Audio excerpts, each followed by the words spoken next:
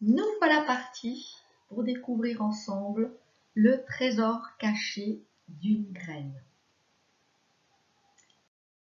Mais qu'est-ce qu'une graine? Je vous pose la question parce qu'en science, il est très important de donner une définition claire et précise à chaque mot. En botanique, la graine est l'organe végétal qui donne naissance à une nouvelle plante. Si vous avez réalisé votre petite culture de lentilles, vous avez pu remarquer que si celle-ci est exposée à la lumière, à des températures printanières, comprises entre 15 et 20 degrés, si vous l'arrosez régulièrement, les graines vont s'ouvrir. On dit qu'elles vont germer, parce qu'on voit apparaître une petite tige qui est d'abord toute blanche, qui va grandir, donner une plantule, et qui va grandir et grossir pour donner une plante. Voilà, ça c'est le propre des plantes à graines. Les plantes à graines, en botanique, on les appelle spermaphytes. Phyte, ça vient de phyton, en grec ancien, qui signifie végétal. Et sperma, ça vient de sperma, toujours en grec ancien, qui signifie graine. Graine, plante, spermaphyte, plante à graines. Alors, ça représente quoi dans notre quotidien? Si l'on regarde cette classification des végétaux verts, que je vous présente sous forme de clé de détermination ou clé d'identification, vous remarquez que les seuls végétaux qui ont des graines, ils sont en bas, en rouge. Ce sont les conifères, que l'on appelle en science gymnospermes, sperme, sperma, graine, et gymno, ça vient du grec ancien qui signifie nu. Gymnosperme, les graines sont nues. En effet, si vous avez eu l'occasion de regarder une pomme de pin, les graines sont coincées entre deux écailles, bien au fond. Pourquoi? Parce qu'elles n'ont pas de protection. Elles n'ont pas d'enveloppe ni rigide ni semi-rigide. Ce sont des graines nues. Voilà pour les gymnospermes. Les plantes à fleurs, on les appelle en science angiospermes. Sperme, ça vient de sperma, graine. Et angio, c'est un mot qui provient toujours du grec ancien et qui signifie pot, récipient. Dans une autre vidéo, je vous montrerai quel est le récipient qui contient, qui renferme les graines des plantes à graines, des plantes à fleurs. Alors, pour être un peu plus précise, voici mes deux groupes de spermaphytes, gymnospermes et angiospermes. Les gymnospermes, ce sont tous les conifères. Pins, sapins, cèdres, mélèzes, etc., etc. Mais il y a également les ginkgos. Alors, les ginkgos aujourd'hui ne sont représentés que par une seule espèce, Ginkgo biloba. On a retrouvé de très nombreuses espèces fossiles, mais aujourd'hui, il n'y a plus qu'une espèce vivante. Parmi les gymnospermes, il ne faut pas oublier les cycas. Les cycas qui sont des palmiers qui vivent uniquement dans les pays très très chauds.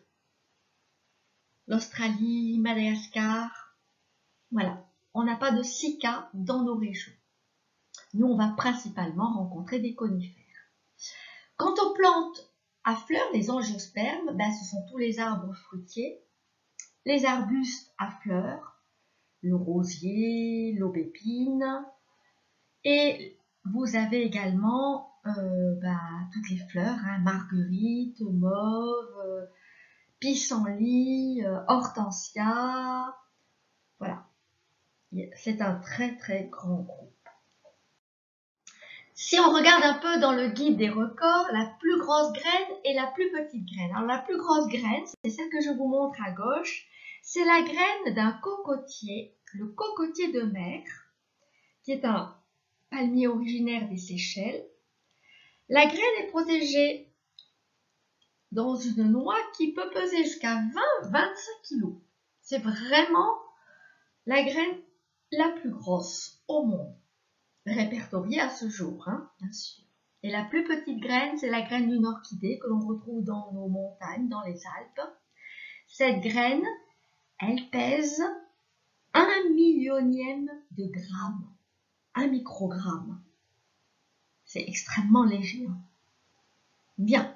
Bon, tout ça c'est bien, hein, mais n'oublions pas que nous, ce que nous cherchons à découvrir ce qui permet à la graine de donner naissance à une nouvelle plante. Et bien pour ça, il va falloir procéder à une dissection de graines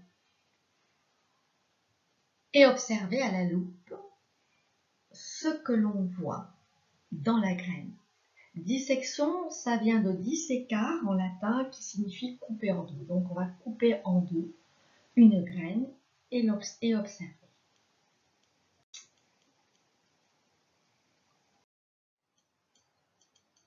Et bien voilà, je vous dis donc à tout de suite pour cette dissection.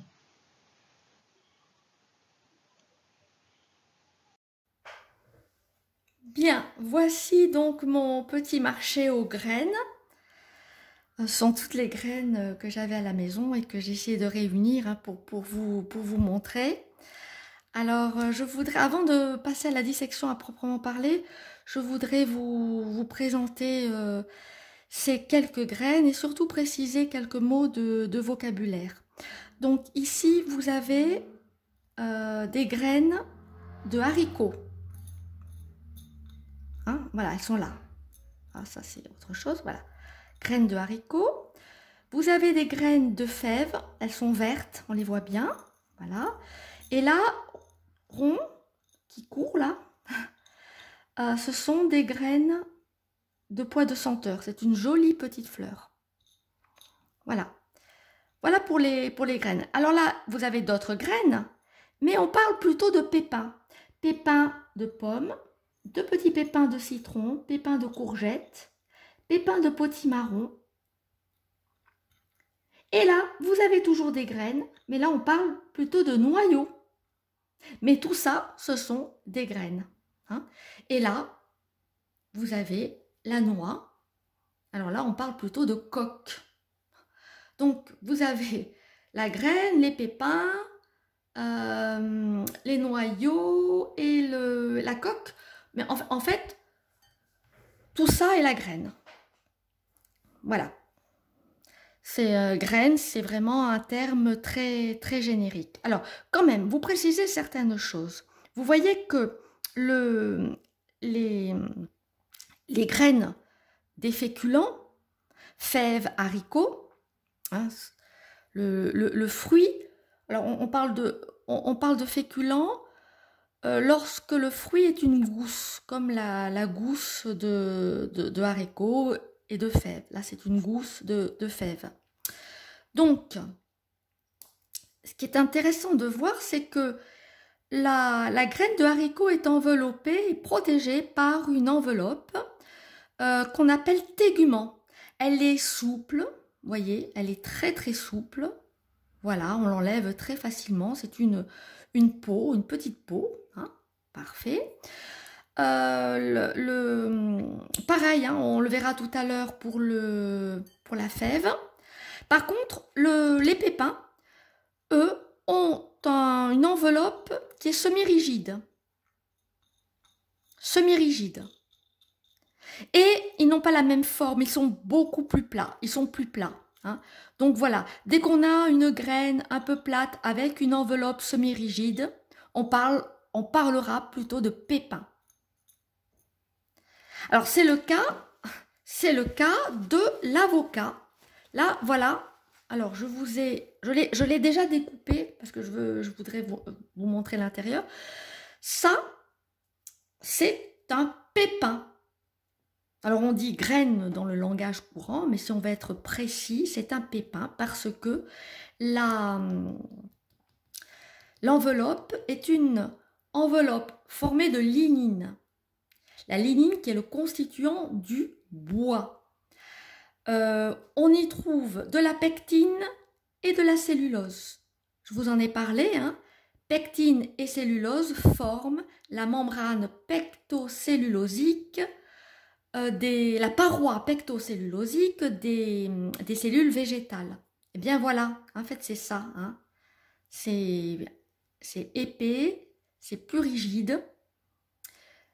Là c'est un petit peu mou parce que pour pouvoir ouvrir le pépin d'avocat, je l'ai laissé tremper. Sinon c'est quand même dur. Vous voyez, voilà. Et alors, vous avez les noyaux de pêche, noyaux d'abricot. Là, ce sont des noyaux d'abricot. La graine à proprement parler, elle est... Donc, l'enveloppe, vous voyez, elle est rigide. Hein, elle est beaucoup plus rigide que chez le pépin. Et la graine à proprement parler, elle est... Alors, si j'arrive à ouvrir, voilà. Elle est à l'intérieur. Elle est protégée par une enveloppe très, très épaisse. La graine est une amande. Voilà. Et ici, on le voit bien, la graine se présente toujours. Elle a toujours deux parties. Deux parties que je vais essayer d'ouvrir là. Ah non, ça ne veut pas. Bon, ben ça ne veut pas. Hein. Alors, il y a une petite peau, hein, vous voyez, une petite peau comme les graines de haricots. Hein. On va essayer de la disséquer. Voir un petit peu, mais c'est pas très visible. Ce que je cherche à vous montrer n'est pas très visible sur cette graine, quoique, hein, ici, on a un petit quelque chose. On a un petit quelque chose ici. Alors, je ne sais pas si j'arrive bien à vous montrer. Hein. Bon, mais on verra sur la graine de haricot plus précisément. Je vais d'ailleurs commencer tout de suite à ouvrir, à disséquer. Hein, disséquer, ça vient de dissécar en latin, couper en deux. Allez, on coupe en deux, on se lance. Hein, parce que je vous rappelle que nous, on voudrait comprendre ce qui permet à la graine de donner naissance à une nouvelle plante. Et bien là, c'est magnifique, on le voit bien. Hein, voilà, mais par contre, je ne sais pas hein, si j'arrive à vous le montrer. C'est un peu flou. Alors, je vous encourage vraiment à ouvrir en deux plusieurs graines, notamment les graines de haricots, les graines de fèves. Vous allez voir, on va les ouvrir tout à l'heure. Et vous allez comprendre ce qui permet à la plante, à la graine de donner naissance à une nouvelle plante. Donc, vous avez l'enveloppe qui est le tégument. Ce tégument, je vais l'enlever. Voilà, je vais l'enlever. Et vous voyez ici quelque chose, un dessin. En fait, ce qu'il y a ici, ce sont les premières feuilles de la future plante. On appelle ça la gémule. Les futures feuilles, vous pouvez le voir à la loupe, sont rattachées à une radicule, qui est la future racine, et entre la gémule et la radicule, on a ce que l'on appelle l'hypocotyle, c'est la future tige. En fait, vous avez à l'intérieur de la graine une mini plante, mais mini. Et vous pouvez bien la voir à la loupe. Il vous faudra donc prendre une loupe pour pouvoir observer cette petite merveille, cette petite plante en miniature. Là, on voit bien le dessin des deux premières feuilles. Et donc, cette petite... en fait, c'est un embryon. Hein, on appelle ça un embryon. C'est un embryon de plante. Hein, voilà, j'arrive à soulever les premières feuilles. Elles étaient déjà en préparation dans la graine. C'est fantastique. Et là, vous avez, on appelle ça le cotylédon. Il y en a deux. Il y en a toujours deux dans une graine. Les cotylédons, ce sont des cellules dans lesquelles la graine a fait des provisions. Alors, quel genre de provisions? Alors, ces provisions vont être utilisées dans un premier temps pour permettre à la plante, donc à l'embryon de se développer en fait, et de devenir un germe, ensuite une plantule et une plante. Alors, en biologie, on utilise l'eau iodée. Donc moi, je n'ai pas d'eau iodée, mais j'ai de la bétadine. Dans la bétadine, il y a de l'iode. L'eau iodée permet de mettre en évidence la présence d'amidon. L'eau iodée, je ne sais pas si vous arrivez bien à voir. Voilà, c'est un liquide marron orangé et il deviendra noir. Il deviendra noir si il y a de l'amidon.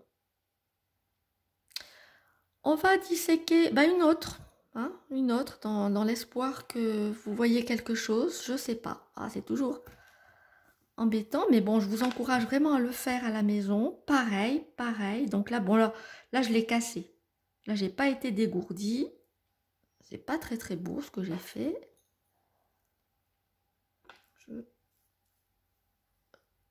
J'essaie d'ouvrir une autre plante, de prendre un couteau plus fin. Donc vous ne prenez pas de couteau dangereux. Prenez un petit couteau à beurre, là, comme moi.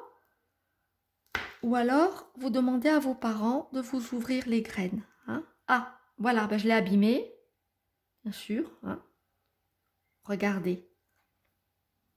Donc là, vous avez... Là, voilà, vous avez l'embryon.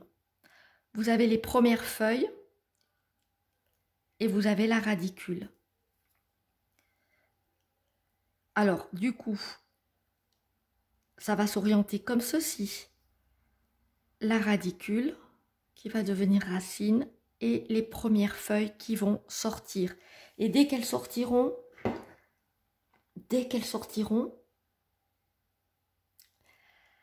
ces premières feuilles vont devenir vertes.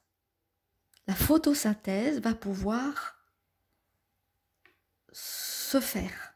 Magnifique. Sincèrement, là, c'est très beau. J'espère que vous arrivez à voir. Bien, on va essayer sur... donc là, je prendrai une petite photo, puis je vous le montrerai en photo, éventuellement. On va ouvrir une gousse de...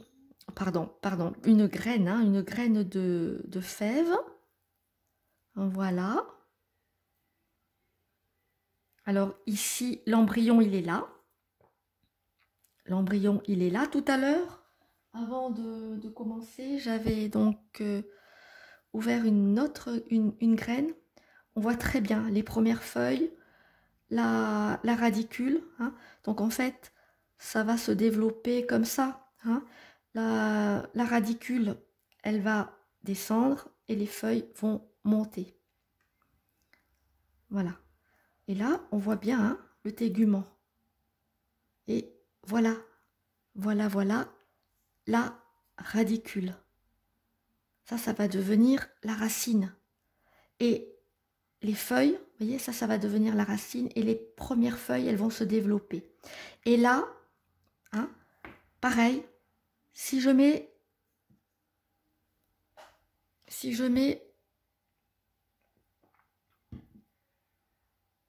de la bétadine, de l'eau iodée,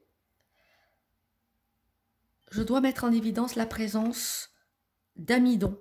L'amidon est un sucre complexe. C'est un sucre qui est fait d'une multitude de sucres simples, le glucose. Donc il faut vous imaginer l'amidon comme une longue chaîne fabriquée, constituée de plusieurs maillons. Et chaque maillon est un sucre simple, un glucose. Si j'ouvre ma noix, donc là, la noix, hein, les noix sont... Donc je casse la coque. Voilà. Et à l'intérieur, j'ai la graine à proprement parler. Voilà. Alors, c'est plus difficile à voir l'embryon. Beaucoup, beaucoup plus difficile. Pourquoi? Parce que dans le commerce, on trouve des noix déshydratées. Et donc, tout est déshydraté et c'est très difficile à voir. Mais voilà. Hein. Ici, je vais vous le montrer, l'embryon, il est ici. Donc, si... Voilà, je ne sais pas si on va... Voilà, voilà, voilà. Hein, l'embryon est... Bah, il est à l'intérieur, là.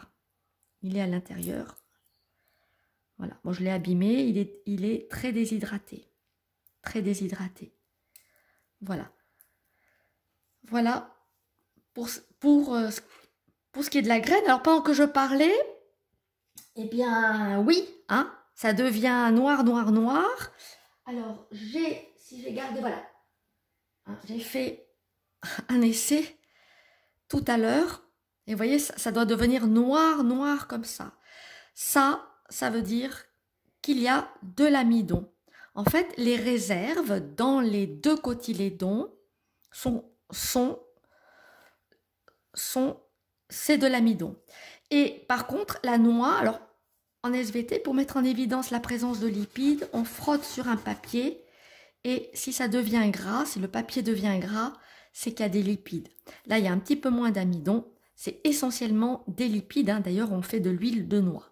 Voilà, donc il y a des graines qui vont emmagasiner des graisses, des huiles, des lipides, et il y a des graines qui vont emmagasiner de l'amidon, des sucres complexes, un sucre complexe. Bien, voilà, on va arrêter là. Alors oui, j'ai oublié de vous montrer quand même l'avocat. Je l'ai ouvert, voilà. Alors là, vous avez donc les cotylédons et en fait, l'embryon, il est ici. Voilà, il est ici. Alors, ça s'est oxydé hein, à l'air, c'est dommage. Voilà, ici, vous avez bien l'embryon. Hein, ça germe très facilement. L'avocat germe très facilement. Bien, ben voilà, on a fait un petit tour, hein, une dissection, et vous venez de voir que dans la graine, il y a un petit embryon capable de donner naissance à une nouvelle plante. J'espère que cette vidéo vous a plu, qu'elle vous a intéressé, qu'elle vous a appris des choses. Je voulais pas vous quitter sans vous faire un petit coucou et vous dire de rester encore bien attentif jusqu'à la fin de la vidéo parce que je vais vous communiquer 2 documents. Le premier document, c'est la photo de l'embryon que j'ai réussi à décoller d'un cotylédon de haricot. Et le deuxième document, c'est un schéma légendé, un schéma de graines légendé. Voilà, je vous souhaite beaucoup de courage pour la suite, une très bonne continuation et je vous dis à très bientôt pour une prochaine vidéo. Au revoir.